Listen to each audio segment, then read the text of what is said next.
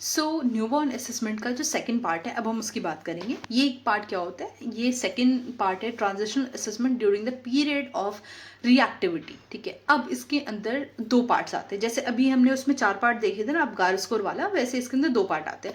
अभी एक्चुअली आपके पास इमेज आ जाएगा तो आप क्लियर हो जाओगे। ठीक है, और इफ़ पॉसिबल मैं उस लाइक इमेज का एक PDF भी लगा दूंगी, सो दैट फर्दर आपके एग्जामिनेशन में मे बी पॉसिबल हेल्प हो पाए। ठीक है, सो यहाँ पे जो सेकेंड वाला पार्ट था उसके अंदर हमें 2 चीज़ों की एग्जामिनेशन करनी है। फर्स्ट इज हम जनरल एग्जामिनेशन करेंगे उस बच्चे का, देन एंथ्रोपोमेट्रिक मेजरमेंट चेक करेंगे। ठीक है, अब एंथ्रोपोमेट्रिक मेजरमेंट्स के अंदर में 4 चीज़ें आती हैं, that is weight, height, head circumferences and chest circumference. ठीक है, ये 4 चीज़ें देखनी। और एक और बात मैं बता दूं, जो नॉर्मली बच्चे होते हैं ना, अभी अगर आप मेरा हेड देखो तो मेरा हेड मेरे बॉडी पार्ट से छोटा है, राइट। बट जो बच्चे होते हैं उनके केसेस में क्या होता है, उनका हेड बॉडी पार्ट से लाइक या तो इक्वल होगा। स्पेसिफिकली चेस्ट सर्कमफ्रेंस की हम बात करें तो या तो वो चेस्ट सर्कमफ्रेंस के एग्जैक्ट इक्वल हो सकता है, ठीक है, या फिर चेस्ट सर्कमफ्रेंस से थोड़ा सा बड़ा उनका हेड माना देखा जा सकता है। ठीक है, अभी तक जो भी मैंने असेसमेंट करी है उस केसेस में ये देखा गया है कि 1 सेंटीमीटर के डिफरेंसेस या फिर 2 सेंटीमीटर का डिफरेंसेस देखने को मिलता है। ठीक है, अगर कोई भी एबनॉर्मलिटीज ना हो तो। ठीक है, तो यहाँ पे हम जनरल एग्जामिनेशन से बात करते हैं। ठीक है, तो जनरल एग्जामिनेशन के अंदर में हम कुछ चीज़ें देखेंगे, जैसे कि पोस्चर। ठीक है, बच्चे ने किस तरीके का पोस्चर लिया है, ठीक है, किस पोस्चर में कंफर्टेबल हमें दिख रहा है। ठीक है, सेकंड इज एक्टिविटी, किस क्या वो एक्टिव है या नहीं है, मींस पैर हाथ हिला रहा है या नहीं हिला रहा है। अगर देखो मोस्टली क्या होता है ना, जो बच्चे प्री टर्म होते हैं, लाइक प्री मेच्योर होते हैं, ठीक है, 7 मंथ्स में हो गए, ठीक है, या फिर 7.5 मंथ्स में हो गए, उनके केसेस में क्या देखा जाता है, जो उनकी रेस्पिरेशन होती है वो तो वीक होती ही है, पल्स वीक होती ही है। ठीक है, साथ ही साथ जो एक्टिविटी होती है वो बच्चा बहुत कम एक्टिविटी कर रहा होता है। इवन मैंने एक और चीज़ देखा है, एक प्री टर्म बेबी था अराउंड 7 मंथ्स का, उनके लाइक उनका जन्म एक दांत के साथ में हुआ था। लिटरली मैंने ये चीज़ देखी थी, I don't have that image but मैं आपको दिखा देती। उनमें लिटरली एक दांत ऑलरेडी मौजूद था।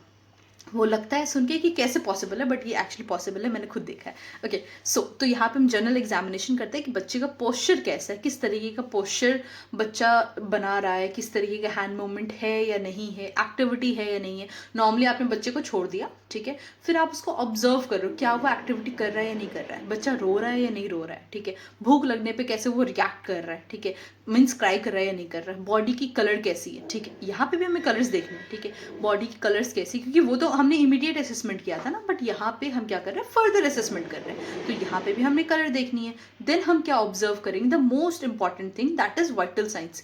बच्चे का वाइटल साइंस लगातार हमें मॉनिटर करते रहनी है कि मे बी जिस टाइम बच्चे का बर्थ हुआ था उस टाइम तो सब कुछ स्टेबल थी, बट मे बी ना क्या फ्लक्चुएट हो सकती है, तो हमें यहाँ पे वाइटल साइन मॉनिटर करनी है। तो मैंने क्या बोला, सबसे पहले हमें क्या करना था, बच्चे का पोस्चर देखा हमने, एक्टिविटी देखी, ठीक है, क्राई उनका चेक किया, कलर देखा, देन वाइटल साइन। ठीक है, अब एक्चुअली ये बहुत इरिटेट कर रहे हैं जो लाइट्स इस पे आ रही है, बट ठीक है, नेवर माइंड।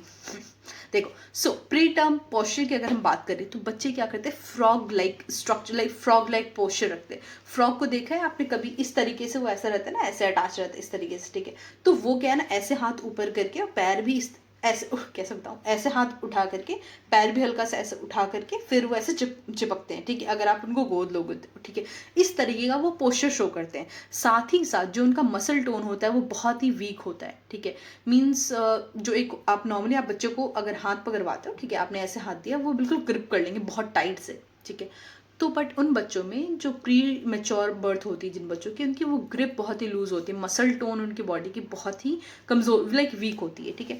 देन एक्सट्रीमिटीज़ की बात करें, अभी जस्ट जैसे अब गारो स्कोरिंग में हमने रेस्पिरेशन की बात करी थी, ठीक है, एज वेल एज कलर्स की बात की थी, उसके अकॉर्डिंग स्कोरिंग करी थी, ठीक है।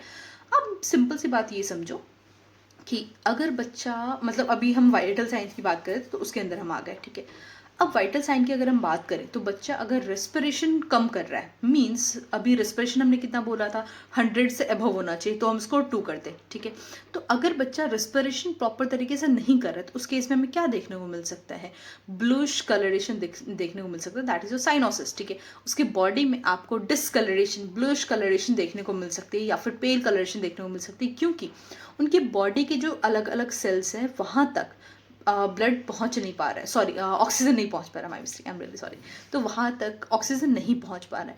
जब वहाँ तक ऑक्सीजन नहीं पहुंच पाएगा तो वहाँ के टिश्यू क्या करेंगे, ब्लूइश कलर अपीयर करने लगते हैं, राइट। तो यहाँ पे ये देखने को मिलता है कि अगर बच्चा सही से रिस्पिरेशन उसका वीक है तो वो रिस्पिरेटरी डिस्ट्रेस में भी जा सकता है, राइट। अब वाइटल साइन में हमने इसकी बात कर ली। Then we have temperature. तो नॉर्मल टेम्परेचर, क्योंकि अभी जस्ट हमने एक बार डिस्कस किया था ना कि बच्चा अभी जस्ट वूम से निकला है तो हमें क्या करना है, हाइपोथर्मिया में जाने से बचाना है। That is why we have to maintain the temperature.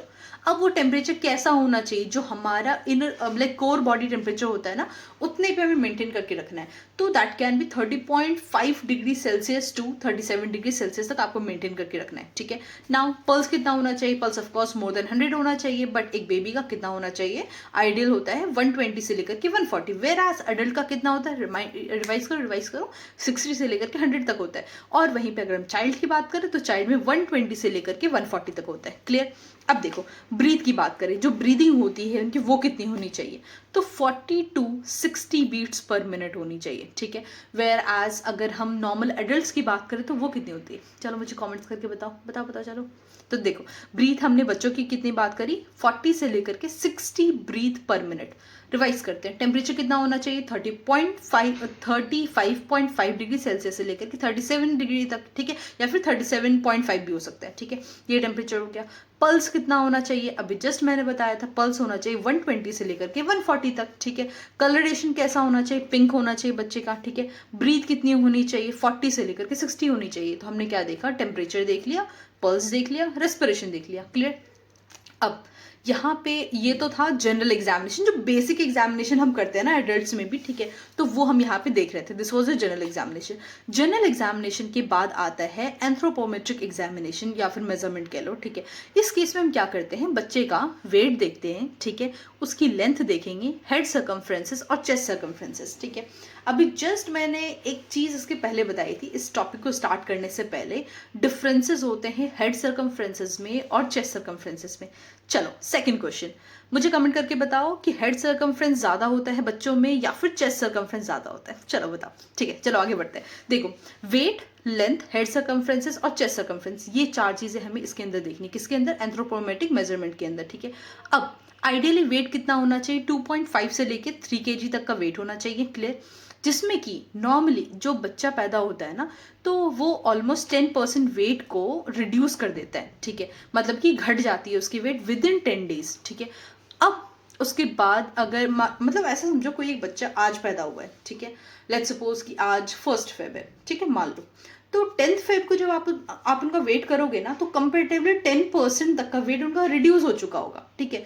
But उसके बाद से, उस 10वें दिन के बाद से जो उनका वेट गेन होना स्टार्ट होगा, वो 25 to 30 ग्राम पर डे के हिसाब से वेट गेन होना स्टार्ट होगा। मैजिकल है ना, यस, गॉड इज एक्चुअली, सब चीज़ गॉड ने बहुत मैजिकल बनाया। तो देखो मीन्स स्टार्टिंग के 10 डेज तक क्या हुआ, उनका वेट ड्रॉप किया, कितना, 10%, राइट। बट उसके बाद से लगातार 25 to 30 grams per day weight उनका गेन होना स्टार्ट हो जाता है, ठीक है। This was all about your weight. उसके बाद लेंथ की बात करें तो एवरेज जो लेंथ होती है बेबी की, वो कितनी मिलती है, 45 to 50, ठीक है। 50 क्या, सेंटीमीटर, ऑफकोर्स मीटर में नहीं होगा। ओके, नाउ हेड सर्कमफ्रेंस की बात करते हैं। जो हेड सर्कमफ्रेंस है वो क्या होता है, immediately after the birth moulding of skull may give inaccurate measurement of the health. अब देखो यहाँ पे एक कॉन्सेप्ट है, तुम ऐसी बात समझो, अभी बच्चा बर्थ हुआ है, ठीक है, आप एग्जामिनेशन वगैरह कर रहे हो, साथ में आपने हेड सर्कमफ्रेंस चेक कर लिया, तो आपको क्या लगता है वो हेड सर्कमफ्रेंस सही आएगा या गलत आएगा, थोड़ा सा सोचो, थोड़ा सा, मैं बताऊँ, गलत आएगा। द रीज़न इज़ दैट कि जैसे ही बच्चा बर्थ होता है तो उस टाइम पे जो उनका हेड सर्कमफ्रेंसेस होते हैं, वहाँ पे एक्चुअली मुझे वो टर्म याद नहीं आ रहा है, नहीं तो मैं बता देती, अगर मुझे याद आ जाएगा तो मैं वहाँ पे मार्क कर दूंगी, ठीक है। तो जिस टाइम पे वेजाइना हमारी ऐसे फैल रही होती है ना, ठीक है, अब वेजाइना कंपेरेटिवली तो ऐसे लाइक देखो इतना फैल पाया, ठीक है, बट बच्चे का हेड अगर मान लो इतना बड़ा है, इतना बड़ा तो नहीं होता है, फिर भी मान लो कि वेजाइना इतना फैल पाया बट हेड इतना बड़ा है, तो उस केस में हेड क्या करता है ना, बच्चे का हेड अपने आप को थोड़ा सा रीशेप करने की कोशिश करता है, लाइक श्रिंक करने की कोशिश करता है, ताकि वो उस जगह से निकल पाए, उस पार्ट से वो निकल पाए, ठीक है। तो इसकी वजह से वहाँ पे बोनी स्ट्रक्चर बहुत अच्छे तरीके से डेवलप नहीं हो रखे होते हैं, ठीक है। इसी वजह से अगर हम head circumferences just after delivery ले तो वो इनकरेक्ट आ सकता है, ठीक है, क्योंकि बर्थ के बाद जो हेड का स्कल होता है ना वो अपने आप को रीमोल्ड करता है, ठीक है, जो प्रॉपर स्ट्रक्चर उसमें आने की कोशिश करता है, ठीक है। देन आफ्टर अगर हम उस टाइम पे मेजरमेंट लेते हैं तो वो क्या आएगा, इनएक्यूरेट आएगा। क्लियर। नाउ मेजरमेंट अभी हमें देखो, अब नया सवाल आता है कि मेजरमेंट फिर करना कब है। तो मेजरमेंट जो हमें लेना है वो 48 घंटे के बाद लेनी है, ठीक है। उसके बाद जो नॉर्मल, अब देखो यहाँ पे हमने लेंथ की बात करी थी, लेंथ कितना था 45 to 50 था, ठीक है। ओके, सो बच्चे का जो हेड सर्कमफ्रेंस है वो कितना होना चाहिए, वो 33 से लेकर के 45 तक होना चाहिए। चेस्ट सर्कमफ्रेंस 31 से 33 तक होना चाहिए। क्लियर। अब यहाँ पे क्या होता है ना, नहीं ये तो क्वेश्चन था, मैं नहीं बताने वाली हूँ, ठीक है, नेक्स्ट आते हैं। ओके, सो देखो अब यहाँ पे हमने 2 एग्जामिनेशन कर लिया, ठीक है। चलो एक बार देख लेते हैं। जनरल एग्जामिनेशन हमने कर लिया, उसमें वाइटल्स चेक कर लिए थे, कलर्स देख लिए थे, एक्सट्रीमिटीज की क्राई कैसा कर रहा है, ठीक है, ये सारी चीज़ देख ली थी जनरल एग्जामिनेशन में। एंथ्रोपोमेट्रिक मेजरमेंट्स में हमने 4 चीज़ें देखी थी, वेट देखा था, हाइट देखा था, हेड सर्कमफ्रेंस देखा था और चेस्ट सर्कमफ्रेंस देखा था। क्लियर। अब ओके, इसका एक और मेजर वाला पार्ट है देखो कितनी बड़ी इसकी लाइन है, ये पार्ट अभी हम पढ़ने वाले हैं, ठीक है, ये वाला। ओके, सो देखो नाउ अब यहाँ पे क्या करना है हमें, सबसे पहले जनरल एग्जामिनेशन, ठीक है, उसके बाद एंथ्रोपोइटिक मेजरमेंट्स कर लिया हमने। अब बच्चे का हेड टू टो एग्जामिनेशन करेंगे, ठीक है। मींस उसमें भी अलग अलग चीज़ें देखेंगे, जैसे कि हमें उनका स्किन देखना है, हेड देखना है, लाइक स्किन देखा, हेड देखा, फेस देखा, आईज देखी, ईयर्स देखे, nose, mouth, neck, chest, abdomen, feet and hand, and then last is genitalia. तो ये एक हम सीक्वेंस में आएंगे, ठीक है। सिमिलरली हम अडल्ट में भी करते हैं ना एग्जामिनेशन, वैसे ही हम बच्चों का हेड टू टो असेसमेंट करने वाले हैं, ठीक है। देखते हैं, तो चलो देखो, सबसे पहले हेड टू टो एग्जामिनेशन में हमने क्या बोला था, सबसे पहले हम स्किन देखेंगे। तो स्किन अभी जस्ट अगर प्रीवियसली रिवाइज करो तो हमने अभी भी अबगार स्कोर में भी देखा था, अपीयरेंस के अंदर ये किस तरीके का अपीयरेंस आ रहा है, ब्लूइश है या फिर पेल है या पिंक है। तो उसी तरीके से सिमिलरली वो देखने के बाद स्किन का सबसे पहले स्किन का तुमने कलर देख लिया, ठीक है, ये किस तरीके का उसका कलर आ रहा है। जब तुमने कलर पे गौर कर लिया उसके बाद फर्दर तुम देखोगे कि स्किन उसका कैसा है, सॉफ्ट है, स्मूथ है, पफी है, ठीक है, बर्थ के टाइम पे किस तरीके का है वो तुमने देखा, ठीक है। और एक और चीज़ यहाँ पे अगर हम बोले तो एक टर्म आता है वर्निक्स केसियोसा, ठीक है, मैंने टर्म बोला है वर्निक्स केसियोसा। ये जो वर्निक्स केसियोसा होता है इसकी मैं इमेज लगा दूंगी, ठीक है। तो वर्निक्स केसियोसा क्या होता है, एक्चुअली चीज़ देखा ना, चीज़, ठीक है, तो चीज़ की तरीके का एक अपीयरेंस होता है जो बच्चे की पूरी बॉडी पे होता है, ठीक है, वाइट वाइट कलर का चीज़ी अपीयरेंस होता है, ठीक है। और वो सब्सटेंस क्या करता है, बच्चे की पूरी बॉडी को कवर करता है, that is said to be as vernix caseosa, ठीक है। अब ये तुम्हें देखने को मिल रहा है या नहीं मिल रहा है, किस अमाउंट में, ये तुम उसमें ऑब्जर्व करोगे। देन आफ्टर अब हमें क्या ऑब्जर्व करना है, किसी तरह का साइनोसिस तो नहीं है। सिमिलरली अबगार स्कोर पे वापस से जाओ, अबगार स्कोर पे गए, वहाँ पे अपीयरेंस हमने देखा था, अपीयरेंस में हमने देखा था ना, स्कोरिंग करी थी, 0 है, 1 है या 2 है, एक्सट्रीमिटीज ब्लू है या फिर बॉडी पिंक है, एक्सट्रीमिटीज ब्लू है, या पूरी बॉडी लाइक पेल कलर है या फिर ब्लूइश है तो 0 देते, ठीक है, या फिर पूरी बॉडी उनकी पिंक है तो उस केस में हम 2 दे रहे थे। तो सिमिलरली आपको यहाँ पे मार्क करना है कि उन ऑब्जर्व करना है कि किस तरीके का स्किन है, साथ ही साथ पेलर तो नहीं है, मीन्स जॉन्डिस का कंडीशन तो नहीं है, या फिर साइनोसिस तो नहीं है, ठीक है। क्लियर।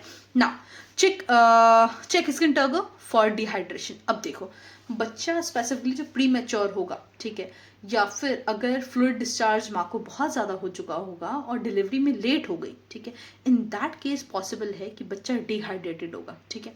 उसके लिए हमें क्या करना होता है, टर्गर चेक करना होता है। अब हम टर्गर कैसे चेक करते हैं, सिंपली आपने एडल्ट का भी अगर चेक किया हो तो आपको याद होगा, ये जो स्किन होती है आप इसको होल्ड करते हो, ठीक है, होल्ड करने के बाद छोड़ते हो। देखो मैंने जैसे ही छोड़ा ना, ये तुरंत अपनी जो स्किन थी, ठीक है, वापस उस जगह पे वो तुरंत पहुंच गया, ठीक है, मीन्स रिकॉइलिंग उसकी बहुत ही क्विक थी। फॉर एग्जाम्पल एक इलास्टिक लो, उसे खींचो, ठीक है, एक इलास्टिक को आपने खींचा और जैसे आपने खींचा उसने अपनी शेप को, साइज को रीगेन कर लिया। सिमिलरली हमारे स्किन भी वही काम करती है, जब हम इसको खींचते हैं ना तो अपने साइज को, शेप को ये वापस से रीगेन कर लेती है। बट यही चीज़ आपको एडल्ट का, अगर आप स्किन खींच के देखो, आपके आसपास में कोई एडल्ट हो ना तो उनके स्किन को खींच के देखना, बस ध्यान रखना मारना पड़ जाए, ठीक है, तो ज़्यादा तेज से मत खींचना। तो जब आप इसको खींचते हो ना तो आपको क्या दिखता है कि ये ऊपर आती है, फिर धीरे धीरे धीरे धीरे वो नीचे सेटल डाउन होती है, ठीक है। ये एडल्ट के केसेस में हम मेजर करते हैं और सिमिलरली ओल्ड के केसेस में वो बहुत ही स्लो प्रोसेस होती है, ठीक है। तो वहां पे हम सेकंड्स काउंट करते हैं, कितने सेकंड में वो स्किन अपने प्लेस पे वापस आई, ठीक है, that is said to be as turgor. Similarly यही टर्गर हमें बच्चों में भी चेक करना है और इसमें हमें देखना है कि वो क्या मतलब जा रहा है टर्गर प्रॉपर टर्गर कैसा है, ठीक है, कितने सेकंड का है, तो उसके थ्रू हमें क्या पता चलता है कि बच्चा कहीं डिहाइड्रेटेड तो नहीं है, ठीक है। अब आते हैं, ये हमारे स्किन की बात होगी, ठीक है।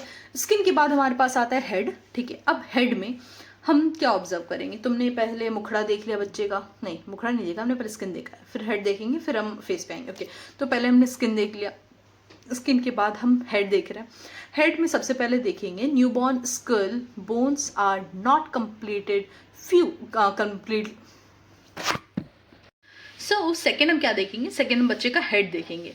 अब जब हम हेड की बात करते हैं ना, तो नॉर्मली बच्चों में क्या होता है, जो हेड के मतलब उनका स्कल है, राइट, स्कल के जितने भी मल्टीपल बोन्स हैं वो एक साथ फ्यूज नहीं होते हैं, किन की केस में, न्यूबॉर्न की केसेस में, ठीक है। तो सबसे पहले हमें इस चीज़ को ध्यान रखना है। Then rejoin together by suture and fontanelles. देखो अब may be possible, if possible मैं इमेजेस लगा दूंगी सूचर्स एंड फॉन्टेनल्स की, तो आपको वो देख करके समझ में ईजी वे में आ जाएगा, ठीक है।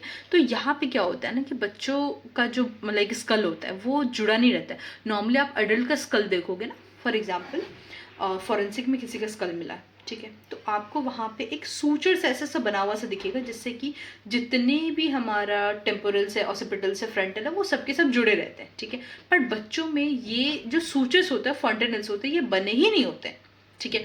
अब हाँ, एक और चीज़ मुझे याद आई, मैं अभी जस्ट बात कर रही थी कि रीशेप की, जब हमने उधर देखा था ना, सर्कमफ्रेंस की बात करते हैं, हेड सर्कमफ्रेंस, तो हमने बोला था कि वहाँ पे वैरी करता है, और बच्चे जब वेजाइना से निकलते हैं तो वहाँ पे आसानी होती है, वहाँ पे कुछ चेंजेस होते हैं, ठीक है। वो इसलिए होते हैं क्योंकि उनके जो फॉन्टेनल्स होते हैं ना, वो वहाँ पे बिल्कुल रिजिड नहीं हुए होते हैं, ठीक है। वहाँ मतलब बच्चों में एक्चुअली फॉन्टेनल्स पाए जाते हैं, ठीक है। एक एंटीरियर फॉन्टेनल्स होता है और पोस्टीरियर फॉन्टेनल्स होता है। अगर आपके घर में या फिर आसपास में कोई न्यूबॉर्न होगा, तो बस आप उसको फील करके देखना, तो यहाँ पे आपको हल्का सा ऐसा कुशनिंग जैसा दिखेगा, दब सा जाएगा वो, ठीक है। तो वो क्या एक्चुअली फॉन्टेनल्स है। सिमिलरली बच्चों में क्या होता है कि यहाँ पे प्रॉपर तरीके से रीजॉइंट, मतलब जो हम अभी बात कर रहे थे न्यूबॉर्न के स्कल के बारे में, तो they are not rejoint together by sutures and fontanelles, तो वहाँ पे फॉर्मेशन उसकी नहीं हुई है, ठीक है। अब देखो, ये हमने बात कर ली हेड की। अब इसमें सूचर्स भी है ना, वो अलग अलग होते हैं। I repeat the same statement again, I try to tag that image. देखो यहाँ पे जो सूचर्स होते हैं वो 4 टाइप के होते हैं, ठीक है। दैट इज फ्रंटल सूचर, ठीक है, coronal suture, then sagittal suture, then it's a lambdoid suture, ठीक है। ये 4 तरीके की सूचर है, और शायद इससे समझ में आ जाएगा, बट बहुत छोटी सी इमेज है ये, ठीक है। सिमिलर टू दैट ये बता रहे कि कौन कौन सूचर है। अगर इसी टाइप का मुझे कोई इमेज मिल जाता है तो मैं उसको टैग कर दूंगी, आपको समझने में आसानी होगी टाइप्स ऑफ सूचर और फॉन्टेनल्स के बारे में, ठीक है। आगे बढ़ते हैं, ठीक है। तो हेड का हमने बात कर लिया, ठीक है। हेड के बाद आते हैं फेस पे, 14वीं का चांद। यहाँ पे हम क्या देखते हैं, एग्जामिन करते हैं सिमेट्रिकल है या किसी तरीके का मैल फॉर्मेशन तो नहीं पाया जा रहा है बच्चे के फेस पे, ठीक है। मीन्स क्लेफ्ट लिप तो नहीं, आप ये भी इसी के अंदर देखोगे, ठीक है। मीन्स और एक और चीज़ देखो, फॉर एग्जांपल आईज की हम बात करें तो नॉर्मली अगर मेरी आईज देखोगे आप, तो ये आईज की ये जो कॉर्नर होती है ना, यहाँ से बिल्कुल अलाइन होती है, ठीक है। जो चश्मे की साइड की हैंडल्स जा रहा है तो इससे ये अलाइन होती है, ठीक है। तो यहाँ पे आपको ये भी चीज़ें फेस के अंदर देखना पड़ता है, ठीक है। तो जब आप फेस देखोगे उसी के अंदर सबसे पहले आपको सिमेट्री देखनी कि फेस सिमेट्रिकल है या एसिमेट्रिकल है, या किसी तरह का मैल फॉर्मेशन तो नहीं है। फॉर एग्जाम्पल मेरा ये पार्ट आप हटा दो, ठीक है। ये पार्ट जो है, ठीक है, क्या ये पार्ट दोनों पार्ट में राइट एंड लेफ्ट दोनों एक जैसा है, ठीक है, सिमेट्रिकल है, इसी को हम सिमेट्री कह रहे हैं सिंपल, ठीक है। मीन्स दोनों पार्ट मेरा फेस का राइट पार्ट और लेफ्ट पार्ट एक जैसा दिख रहा है तो वो सिमेट्रिकल है, नहीं दिख रहा है मीन्स एसिमेट्रिकल है, ठीक है, क्लियर ना। अब इसी के अंदर फेस के अंदर ही हम आईज की बात करते हैं, तो आईज में हम सबसे पहले आईज की पोजिशनिंग देखेंगे। अभी जस्ट मैं आपको बता रही थी ना, दिस वॉज ए पोजिशनिंग, ठीक है, कि आई की पोजिशन कैसी है, क्या सही पोजिशन है या नहीं है। कुछ बच्चों में ऐसा होता है कि ये जो आईज है ये आपको थोड़ी सी नीचे, मीन्स कान ऊपर दिख रहा है थोड़ा सा और आईज नीचे दिख रहा है, रेयरेस्ट केस है बस होता है, ठीक है। देन हमने सबसे पहले आईज की पोजिशनिंग देख ली, then there is a symmetry कि eyes right eye and left eye ये क्या आपस में सिमेट्रिकल है या नहीं है। कहीं ऐसा तो नहीं है कि थोड़ा सा ऊपर नीचे देखने को मिल रहा है, ठीक है। या अधिकतर आपको किसी तरह का मैल फंक्शनिंग जो होती है वो किसी तरह की एबनॉर्मलिटीज को ही दर्शाती है, ठीक है ना। इन्फ्लामेशन, जो बच्चे की आईज है उसमें किसी तरीके की इन्फ्लामेशन तो नहीं आ गई है, ये आपको देखना है, ठीक है। देन डिस्चार्ज, आईज से कोई डिस्चार्ज तो नहीं हो रहा है, उस चीज़ को you have to monitor. Then distance between inner canthus of the both eye should be 2 centimetre. अब देखो, जो हमारा दोनों ही इनर कैंथस है, ठीक है, उसमें 2 सेंटीमीटर का डिस्टेंस होना चाहिए। दैट मीन्स इनर कैंथस किसको बोलते हैं, आईज है हमारी, देखो ऐसे देखो, दिस इज आर आइज, ठीक है। अब आइज का ये जो पार्ट है, this is your inner canthus, ठीक है, ये inner canthus and this is your outer canthus, ठीक है। इनर कैंथस का जो डिस्टेंस होना चाहिए, distance between inner canthus of the both eye should be 2 centimetre. जो आइज के इनर कैंथसेस हैं दोनों ही आइज की, उसका जो डिस्टेंस होना चाहिए वो 2 सेंटीमीटर होना चाहिए, ठीक है। So what is our inner canthus, this is your inner canthus and this is your outer canthus, ठीक है। क्लियर, यहाँ तक हमने देख लिया, ठीक है। आइज क्लियर हो गई है, अब इसके आगे हम ओके। सो यहाँ पे आइज की हमने बात कर ली थी अभी जस्ट, अब हम बात करेंगे ईयर्स की। तो देखो ईयर्स का क्या सीन है, low sets are seen in Down syndromes, ठीक है। अभी जस्ट मैंने एक केसेस आपको बोला था जिसमें कान ऊपर नीचे वाला सिस्टम रहता है। तो सिमिलरली अगर बच्चे का जो कान है, ठीक है, वो अगर आपको थोड़ा सा एबनॉर्मल दिख रहा है, ठीक है, that can be a sign of Down syndrome, जिसमें कि लो सेट्स देखने को मिलते हैं, ठीक है। तो वो किसका साइन हो सकता है, वो डाउन सिंड्रोम का साइन हो सकता है, ठीक है। ये एक जेनेटिक इशू है, अगर आपको पता हो 12th में हम पढ़ते हैं ना कि जेनेटिक इशू में आता है, फिर वो डाउन सिंड्रोम आता है, ठीक है। तो ये एक तरीके का डाउन सिंड्रोम हो सकता है, ठीक है। फिर हम बात करते हैं नोज़ की, ठीक है। नोज़ में सिमिलरली हम क्या देखेंगे, ये जो सबसे पहले दोनों हमारे ऑरिफिसेस हैं, ठीक है, वो ओपन होनी चाहिए, पहली चीज़ है। देन शेप कैसा है, शेप सुंदर सा शेप होना चाहिए, ठीक है। तो शेप कैसा है, नॉट सुंदर सा, कैसा शेप है आपको वो देखना है, एब्नॉर्मलिटीज तो नहीं है वो देखनी है। देन आपको देखनी है नेजल ब्रिज, जो ब्रिज हमारी गई हुई है वो कैसी, उसमें किसी तरह की एब्नॉर्मलिटीज तो नहीं दिख रही है। फ्लेयरिंग्स कैसी, अब देखो फ्लेयरिंग्स बताती हूँ, दिस इज योर फ्लेयरिंग्स, ठीक है।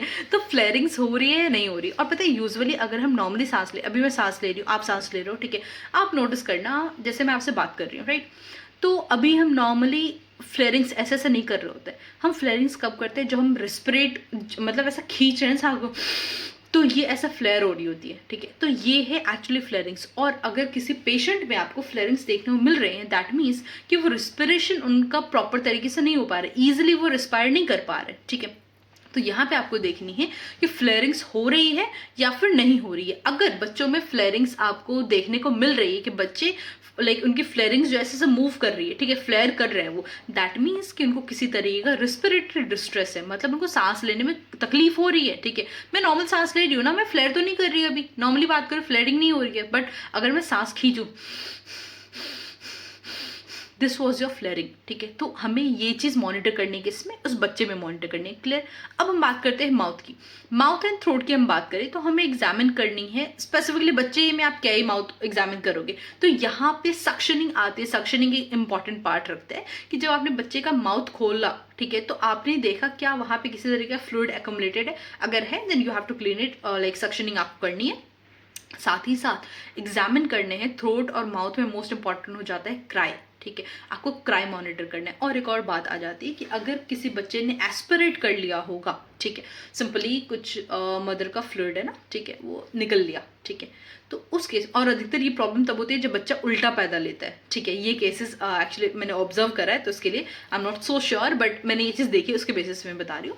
मतलब अगर बच्चा उल्टा पैदा ले रहा है ना, दैट मीन्स कि उसके पैर पहले आ जा रहा है, फेस अंदर ही रह जा रहा है, ठीक है, हेड वाला पार्ट अभी अंदर ही है, तो उस केस में बच्चा क्राई करने लगता है। जैसे ही वो रोएगा वो एस्पिरेट कर लेगा, उस केस में हमें ये प्रॉब्लम्स देखने को मिल जाती है या फिर रेस्पिरेटरी डिस्ट्रेस देखने को मिल जाएंगी, ठीक है। तो इसीलिए अगर कोई भी बच्चा उल्टा पैदा लिया, उसमें मोस्ट इंपॉर्टेंट हमारी सक्शनिंग का रोल बहुत ज़्यादा हो जाता है, ताकि उस बच्चे को हम रेस्पिरेटरी डिस्ट्रेस से बचा सकें, ठीक है।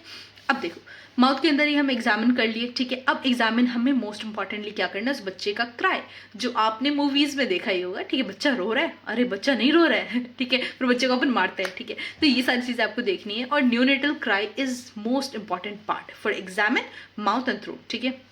अब देखो इसके बाद नेक को हम देखेंगे। नेक में हम क्या देखेंगे, किसी तरह का मतलब पैल्पेट करना है, simply you have to palpate it. और जब आप पैल्पेट करोगे ना, तो आपको क्या देखना है, किसी तरीके के एबनॉर्मल मासेस तो नहीं देख रहे, कुछ गांठ जैसा तो नहीं दिख रहा है, ठीक है, या फिर कुछ लीजन्स तो नहीं दिख रहे, घाव तो नहीं दिख रहा है, सर्डनली कहीं पे एक पर्टिकुलर पार्ट में किसी रीजन में साइनोसिस तो नहीं दिख रहा है आपको। ये सारी चीज़ें आपको मॉनिटर करनी है, किसके अंदर, नेक के पार्ट में, ठीक है। नाउ चेस्ट, चेस्ट की जब हम बात करते हैं, having witch is milk due to stimulation by maternal hormones, small amount of suction from the baby's nipple. Okay, this is shocking, but जब मैंने सुना था मुझे भी शॉक लगा था। That was witch is milk. Witch is milk क्या होता है ना कि बच्चे जो होते हैं, ठीक है, सिंपली जो न्यूनेट्स है, न्यूनेट्स की बात करें तो उनके निपल से जब हम चेस्ट को एग्जामिन करेंगे तो वहाँ पे विचेस मिल्क निकल रहे होते हैं, ठीक है। Literally it's word is which, ठीक है। बहुत ही स्मॉल अमाउंट ऑफ सेक्रेशन हो रही होती है विचेस मिल्क, जिसमें कि अब यहाँ पे क्या होता है ना, ये जितने भी मैटरनल हार्मोन्स होते हैं उसकी वजह से, स्टिमुलेट होने की वजह से ये निकल रहा होता है, ठीक है, पहली चीज़, ठीक है। और इसी विचेस मिल्क को हम क्या कहते हैं, न्योनेटल मिल्क भी कहते हैं, ठीक है। तो आप अब याद रखना कि जो बच्चे होते हैं उनमें जो मैटरनल हार्मोन्स होते हैं उसके स्टिमुलेशन की वजह से विचेस मिल्क निकलते हैं बच्चों के निपल से, नॉट मदर, बच्चों के निपल से निकलते हैं, और उसे हम क्या कहते हैं, विचेस मिल्क कहते हैं, और उसी को हम न्योनेटल मिल्क भी कहते हैं। क्लियर? अब देखो, अब हमने चेस्ट एग्जामिन कर लिया, ठीक है। हमने क्या क्या किया था, फिर से रिवाइज करते, क्या क्या एग्जामिन किया था, स्किन कर लिया था। स्किन के बाद हम हेड पे आए, हेड के बाद हम फेस पे आए। फेस के अंदर हमने क्या देखा, आईज देखा, नोज देख लिया, ठीक है, माउथ देख लिया। अब उसके बाद हम नीचे आए, थ्रोट पे आए, थ्रोट के बाद हम चेस्ट पे आए, इंक्लूडिंग यहाँ पे चेस्ट सर्कमफ्रेंस वगैरह सब कुछ आ जाएगा, ठीक है। फिर से चेस्ट के बाद एब्डोमेन रीजन, ठीक है। जो हमारा एब्डोमेन रीजन होता है, you have to palpate it. Palpate करने के बाद आपको देखना है कि जो बच्चे का एब्डोमेन है वो सॉफ्ट है, हार्ड है, या फिर कुछ ऐसे स्वेलिंग तो नहीं हो रखी है। ये सारी चीजें आपको नोट डाउन करनी है। क्लियर? ओके, एब्डोमेन के बाद फीट एंड हैंड्स, ठीक है, ऑफ कोर्स योर एक्सट्रीमिटीज। तो हमें क्या मॉनिटर करनी है, हमें एक्सट्रीमिटीज देखनी है। एक्सट्रीमिटीज में हम देखेंगे कि क्या किसी तरीके की क्रीजेस तो नहीं है फीट्स में, ठीक है, हैंड्स में, और transverse Palmer creases suggested down syndromes. देखो, इसकी भी मैं इमेज डाल दूंगी तो वो आपको क्लियर होगा समझने में। नहीं तो ऐसे समर क्रीजेस अगर है या नहीं है आपको वो चेक करना है, साथ ही साथ आपको फीट्स में और हैंड में जो क्रीजेस होती है ना वो सारी आपको देखनी है। खत्म? उसके बाद, और हाँ, यहाँ पे एक्चुअली मैंने नहीं लिखा है, मैं बता देती हूँ। देखो, हैंड और फीट हम देखते हैं तो साथ ही साथ हम उनकी मसल टोन भी देखेंगे हैंड और फीट की। साथ ही साथ एक्टिविटी बच्चा कितना कर पा रहा है, क्या वो एक्टिव है या नहीं है, कर पा रहा है एक्टिविटी या फिर नहीं कर पा रहा है, हम इस चीज़ को देखेंगे, ठीक है। Okay, next we will see genitalia. Genitalia के केस में अगर हमारे पास बेबी गर्ल है, इन दैट केस सबसे पहले हम उनका लेबिया माइजोरा देखेंगे, लेबिया माइजोरा के बाद लेबिया माइनोरा देखेंगे, देन क्लिटोरिस देखेंगे, ठीक है। क्लिटोरिस विजिबल है, ठीक है। अब देखो, नॉर्मली सोचो लेबिया माइजोरा है, माइनोरा, मैं चीज़ें बताती हूँ, लाइक सेपरेट करके बता रही हूँ। लेट्स सपोज कि ये वेजाइनल रीजन, ठीक है, आपने इसको ओपन करने की कोशिश करी, राइट। जब आपने ओपन किया तो आपको यहाँ पे ये जो फिंगर्स है ना मेरे रिंग फिंगर्स, ठीक है, लेट्स सपोज कि लेबिया माइनोरा है, ठीक है। तो आपने इसको लेबिया माइजोरा को ओपन किया, ओपन करने के बाद आपको लेबिया माइनोरास दिख रहे हैं, ठीक है। लेबिया माइनोरा को जब आप ओपन करते हो तो जाके सेपरेट करने के बाद आपको यहाँ पे क्लिटोरिस देखने को मिल रहा है, ठीक है।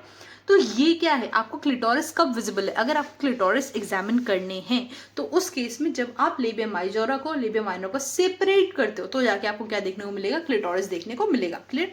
तो ये फीमेल की बात होगी। मेल के केसेस में हमें क्या करना है, जो न्यूनेट्स है उनके स्क्रॉटम को हमें देखना है, और usually it seems like different, ठीक है, बट एक्चुअली ऐसा होता है, जो बच्चे होते हैं उनकी जो स्क्रॉटम होती है उसकी साइज बड़ी होती है, ठीक है। तो आपको यहाँ पे अगर कभी आपने फर्स्ट टाइम पे देखा, ठीक है, तो आपको ऐसा नहीं लगना चाहिए कि वो एबनॉर्मलिटीज है, नहीं ऐसा नहीं है, बट एक्चुअली स्क्रॉटम की साइज होती है वो बड़ी होती है, ठीक है। डार्क पिगमेंटेड होगा बहुत ज़्यादा ही, और साथ ही साथ डिसेंडेड होते हैं। इनमें भी अलग अलग केसेस होते हैं, ठीक है, जैसे कि स्क्रॉटम में जो हमारा टेस्टिस है उनमें से मे भी ऐसा हो सकता है कि वो दोनों ही टेस्टिस डिसेंड नहीं हुए होंगे, and that would take around 1 year ताकि जो दूसरा टेस्टिस है वो भी डिसेंड हो जाए, ठीक है। तो ये एक्चुअली दोनों टेस्टिस जरूरी नहीं है कि डिसेंडेड होंगे, तो आपको वहां पे एग्जामिन करना है और उस केस को लाइक डॉक्यूमेंटेशन करनी है। Then you have to examine the opening of the penis, ठीक है। आपको पेनिस एग्जामिन करना है, पेनिस एग्जामिन करने के बाद आपको ओपनिंग एग्जामिन करनी है, और ये इंपॉर्टेंट इसलिए क्योंकि बहुत सारे बच्चों के साथ क्या होता है, जिनका ग्लैंड पेनिस होता है वो विजिबल नहीं होता है, ठीक है। जब वो ओपन ही नहीं हो पा रहा है, ठीक है, because of its four skin, ठीक है। फोर स्किन क्या करती है, let's suppose this is the penis, वो फोर स्किन क्या करती है, इसको ऐसे कवर कर लेती है, ठीक है। कवर किए, बट आइडियली क्या होना चाहिए, ऐसे कवर है, ठीक है, यहाँ से आपने इसको नीचे किया तो ये क्या ओपन हो जानी चाहिए, पेनिस जो ग्लैंड पेनिस है वो आपको विजिबल होनी चाहिए, ठीक है। तो यहाँ पे जो फॉरस्किन वाला पार्ट है वो क्या होता है, मे बी वो ओपन ही ना हो, ठीक है। यहाँ से जो ओपन होना चाहिए फॉरस्किन इस तरीके से वो ओपन ही ना हो। अगर वो ओपन नहीं है, बिकॉज ऑफ दैट बच्चे को टॉयलेट में बहुत ज़्यादा इशू हो सकती है या फिर पेनफुल टॉयलेट हो सकता है, और because of that may be possible in future surgery भी करवाने की जरूरत पड़ सकती है। That is why it is important for us to monitor it, ठीक है, to examine it in a proper way. Okay, तो आपको यहाँ पे मेल्स में मॉनिटर करनी है। क्लियर?